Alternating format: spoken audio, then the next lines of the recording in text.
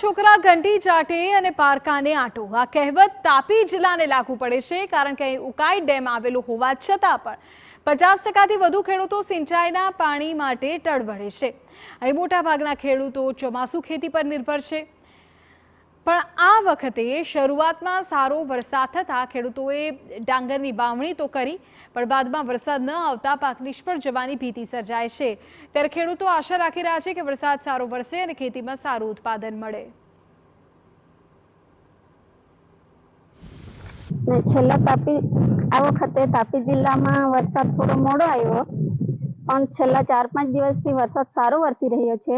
એના આધારિત અમે રોપણી 2-3 દિવસથી ચાલુ કરી છે। અમારું ગુજરાન ઉપરવાસ વરસાદના આધારિત જ ચાલે છે।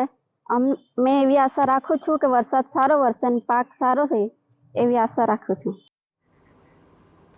તાપીમાં સામાન્ય મેઘમહેર થતાં જ ખેડૂતો હવે જોડાઈ ગયા છે કામમાં। અહીં સિંચાઈની કોઈ જ વ્યવસ્થા ન હોવાને કારણે ખેડૂતો ચોમાસા સિવાય બીજી ઋતુમાં ભારે મુશ્કેલી તેઓને વેઠવી પડે છે। સિંચાઈની સરકાર દ્વારા સુવિધા કરી આપવામાં આવે તેવી માંગણી ખેડૂતો કરી રહ્યા છે। વર્ષમાં ફક્ત એક જ વાર પાક લેવા ખેડૂતો મજબૂર બન્યા છે અને ચાલુ વર્ષે સામાન્ય વરસાદની શરૂઆત થતાં તેઓ હવે ખેતી કાર્યમાં જોડાઈ ગયા છે।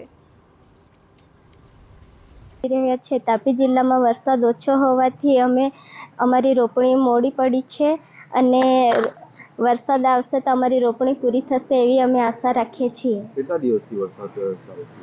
4-5 દિવસ થયા છે, વરસાદ સારો આવે છે। ડાંગરની રોપણી કરી રહ્યા છીએ અમે।